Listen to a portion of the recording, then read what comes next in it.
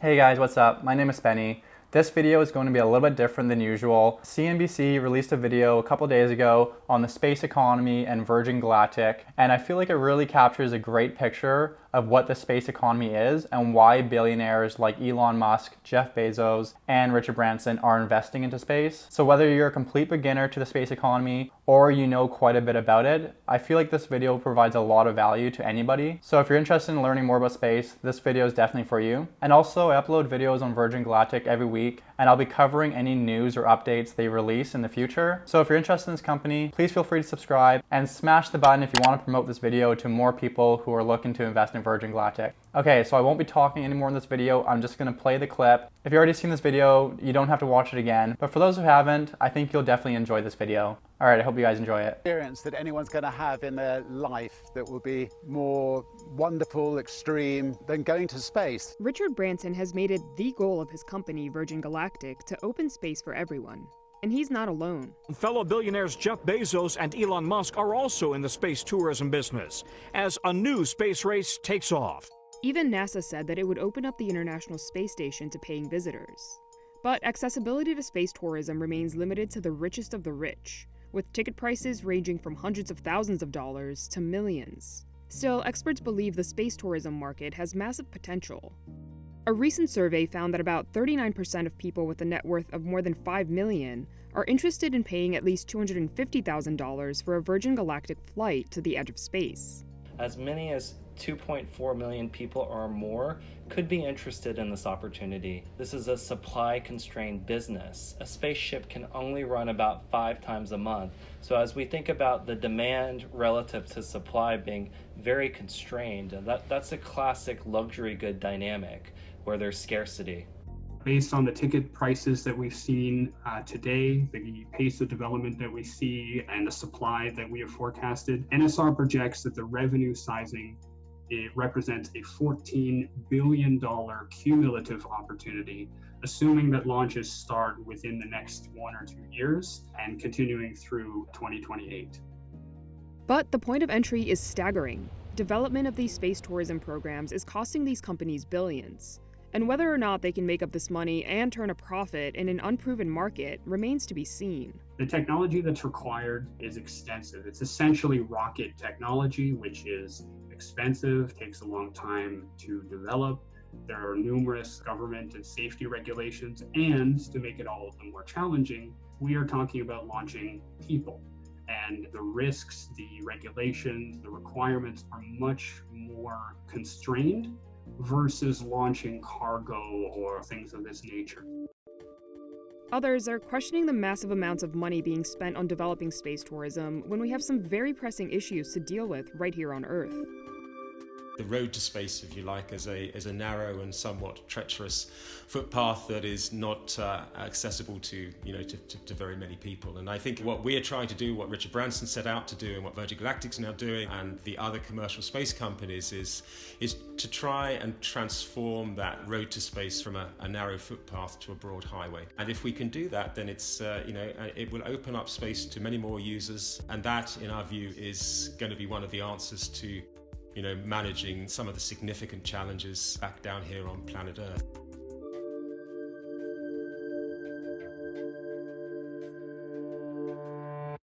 Space tourism is generally broken down into 2 main categories: suborbital and orbital. With a suborbital flight, we're not actually completing a full orbit of the Earth. So the suborbital rocket will go up to the edge of space. So we are assuming this is going to be around 100 kilometers and then come right back down. At the forefront of making orbital space tourism a reality is Virgin Galactic. Virgin Galactic's experience would entail customers coming, doing about 3 days of training, and then strapping in to the spacecraft, which is joined to a carrier jet aircraft that would lift it up to about 50,000 feet altitude, drop it, the rocket motor of the spacecraft would fire, carry people up to the edge of space to kind of do this slow backflip in microgravity. It's where you get a few minutes of weightlessness and kind of get to see the experience of space. And then without power, because at that point the rocket motor is already fired and is spent, it would glide back down through the atmosphere to land on a runway. Right now, Virgin Galactic is bleeding cash. The company has reported adjusted EBITDA losses of over $50 million for each of the last 3 quarters. and did not record any revenue in Q2 of 2020. At the moment, the revenue from our customers sort of remains in the bank account, and it will be recognized, of course, as soon as those customers take their flights. Any stock and any opportunity where there is no revenue generation, it can lend to a highly volatile scenario. So more visibility towards revenue generation is a catalyst for stocks with no revenue. Virgin Galactic has raised over $1 billion in funding since its inception in 2004, though a lot of that money has come from British business magnate and founder Richard Branson and an Abu Dhabi sovereign wealth fund. Since then, more than 600 people have reserved a seat for the 90-minute tour, paying anywhere between $200,000 to $250,000 per ticket, depending on when they purchased it. Virgin says none of the money from ticket sales has been used for funding the development of its space vehicles. Instead, sales were a way to gauge market interest. We have a huge amount of evidence that there is a very big, robust, sustainable market for private individuals to fly to space. And we're also very confident that that can be achieved at price points that can make spaceflight operations like Virgin Galactic's commercially successful in the short term. Virgin Galactic stopped selling tickets in 2018 following the company's first successful spaceflight, and is now offering customers refundable $1,000 deposits. Virgin says 700 people have put down deposits so far, and they will be given priority to buy tickets when sales resume. But a number of technical issues and a tragic accident during a 2014 test flight that killed one of the pilots have caused delays in launching customers to space. It was a moment which clearly anybody involved in this or any sort of business, you hope that you'll get through it. A test program without that sort of event, but it happened. And I think the important thing, which was what we did, was to take a breath, take a pause, to make sure that we did everything we could to learn from that event. And I'm sure as a result of that process, we have a better, a safer spaceship, a safer organization. Virgin Galactic is making progress. The company has completed 27 of the 29 milestones set forth by the Federal Aviation Administration for getting its spacecraft ready for commercial service. And it's also successfully completed 2 piloted test flights. Virgin Galactic says that it plans 2 more crewed spaceflight tests before it flies Sir Richard Branson in the first quarter of 2021. At that point, the company would be ready to begin servicing its customers. Robbie Vaughn is one of those customers. He purchased his ticket back in 2006 for $200,000. And despite the long wait, Vaughn is unwavering in his support for the company. I've been with Virgin Galactic so long, I feel like that I've got a inherent equity in how that company goes and builds and achieves its goals. In fact, Vaughn's belief in the company seems to be contagious, as his entire family has now put down deposits for Virgin tickets. Experts say this type of customer loyalty is no coincidence. It's about more than space travel. It's about building community. It's about building a membership program. It's about an experience with the Virgin brand as well. Virgin Galactic really caught my interest, primarily because of Sir Richard Branson. He tends to achieve goals that he goes after. That was a big part of me wanting to become part of this team and see it through. Throughout the years, Virgin Galactic has kept ticket holders entertained, with perks such as vacations to Branson's private island in the Caribbean. Now, even those who don't have a few $100,000 for a ticket can have a hand in the company's future. Virgin Galactic and social capital head of Sophia merging to form the world's first and only publicly traded human spaceflight company. Shortly after Virgin Galactic went public, the company seemed to double down on its plans to provide the ultimate customer experience. Shares of space company Virgin Galactic up sharply on news of a new CEO, a 30-year veteran of Disney, most recently running the International Parks Division. So he's got the consumer experience, but no aerospace background, unless you count the recently finished Star Wars land. Virgin Galactic, this is their core business. This is the main proposal they came up with. And while they have a number of other side ventures and longer-term bets that they're looking at, space tourism is their core business. One of those side ventures is a contract with NASA. Shares of Virgin Galactic are surging this morning. This comes after news just moments ago that was out that the company has signed a deal with NASA. Under that deal, Virgin Galactic is going to be developing a recruitment and training program for private astronauts seeking to visit the International Space Station. In addition to astronaut training, Virgin Galactic recently announced a partnership with Rolls-Royce to develop a supersonic plane. If it succeeds, the project could prove very lucrative for Virgin. A 2019 Morgan Stanley report forecasted that the market for high-speed travel could reach $800 billion in annual sales by 2040. SpaceX is working on something similar, saying that passengers could one day travel from New York to Shanghai in as little as 40 minutes, atop the company's Starship rocket. Still, analysts think that space tourism will be Virgin Galactic's bread and butter. If you look at the intentions and some of the filings that the company has made, their goal is to develop a space tourism industry to fly passengers and essentially make space tourism as common as getting in an airplane and flying across country. Although we are working hard to leave the planet, we're actually doing that in order to make life better down here. And I think our own particular part of that is to provide a platform for many, many people, or to gain that planetary perspective, to have that change in perception of who we are and where we live that has just been available to very, very few in the past. The second major player in the suborbital space tourism market is Jeff Bezos' Blue Origin. The company has conducted a number of successful test flights, though unlike Virgin, it has yet to complete any tests with people on board. Earlier this year, Blue Origin was criticized for asking workers to travel from DC to Texas to conduct a test flight for its New Shepard rocket at the height of the coronavirus outbreak. Blue Origin has not announced the price for its tickets, but Bezos has said in the past that flights will be competitive with others in the suborbital tourism industry. The entire experience will only last about 11 minutes and look something like this. For the Blue Origin experience, you would spend about a day training at their facility in West Texas before you strap into their 6-passenger domed capsule that's sitting on top of their 60-foot tall New Shepard rocket booster. That would ascend just like a normal rocket straight up through the atmosphere to an altitude of about 60 miles high or so. And you'd float for a few minutes in microgravity before the capsule re-enters, deploys parachutes, and then just touches down on the desert floor in Texas. Like Virgin Galactic, Blue Origin has gotten a huge injection of funding from its billionaire founder Jeff Bezos, who's also CEO of Amazon. Bezos has previously admitted to putting over $1 billion a year into Blue Origin through the sale of Amazon stock.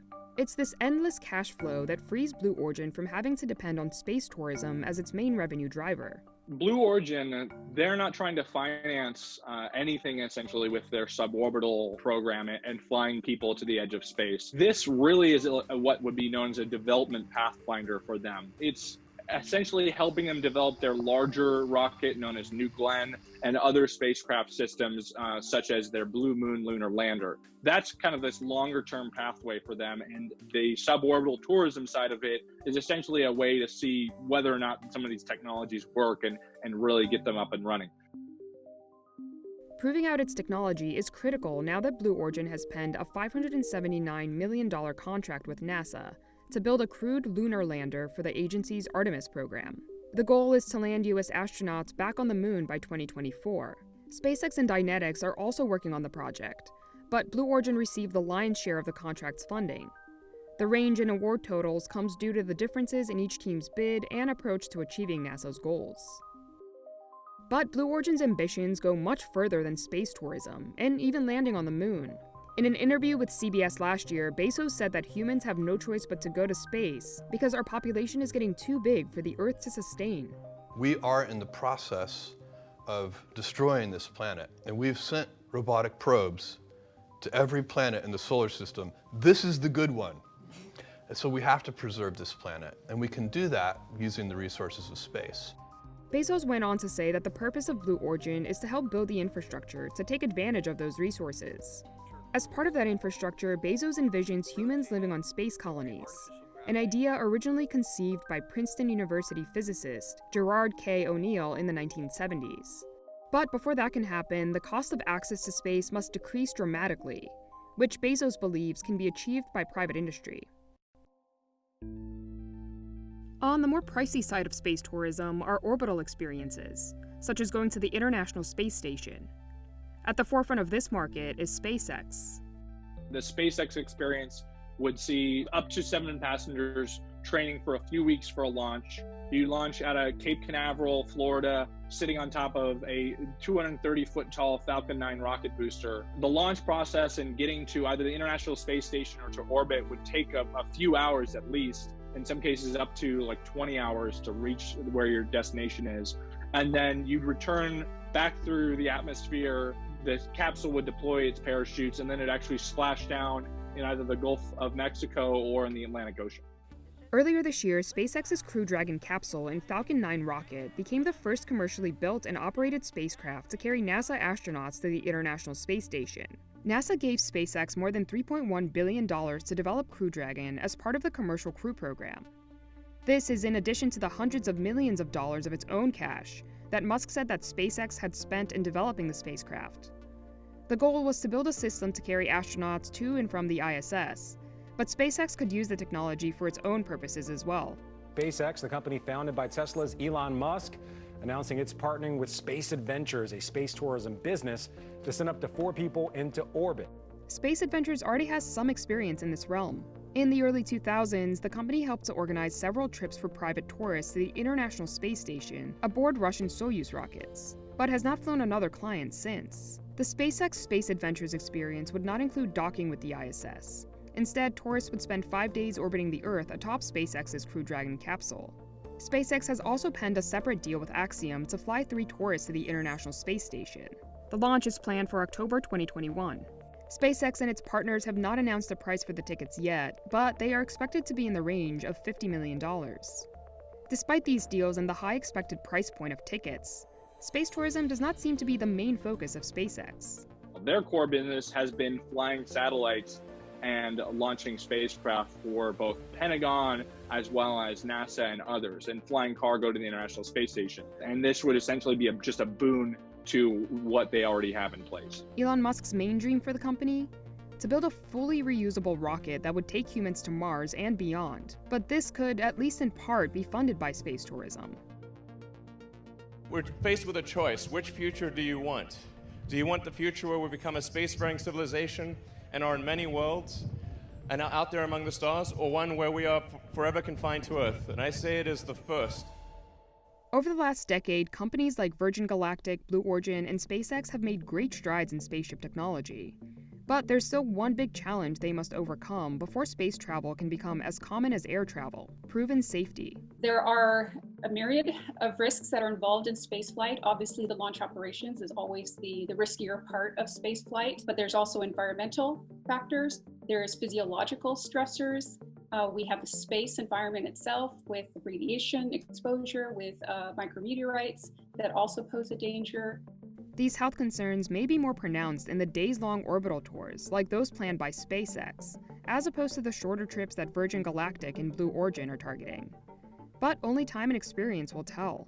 Right now, the United States is the only country with national regulations for human spaceflight for the private sector.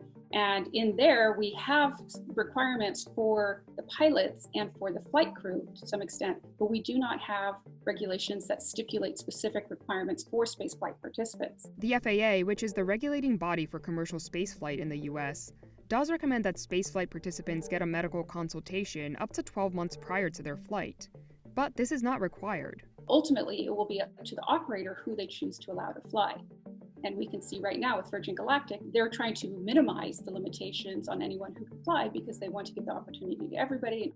We look at the health and fitness of each of our customers. We look at that initially, and then we'll be checking it in the final days and hours before their flight. We've had many of our customers fly on centrifuges and zero-G flights. We've done a lot of work on that health and fitness structure. And the good news is that that most people who want to fly should not be prevented from doing so in terms of health and fitness.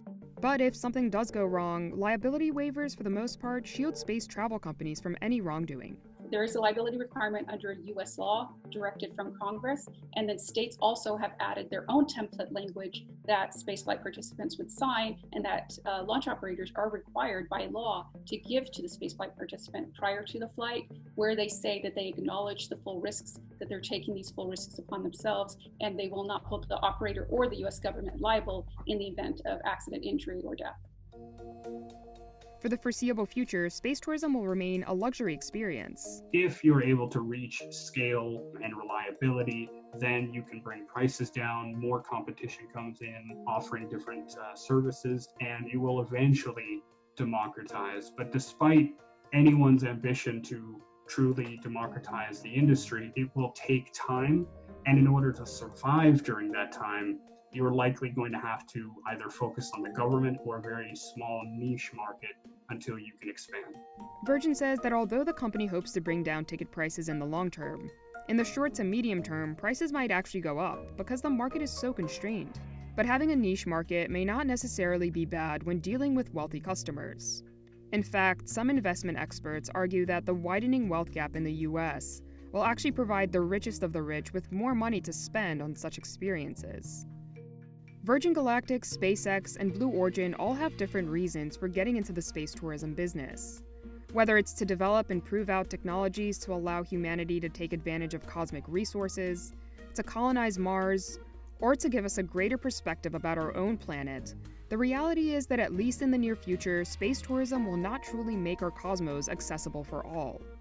Regardless, it will likely make space companies a pretty penny. The space tourism industry is an industry waiting to happen.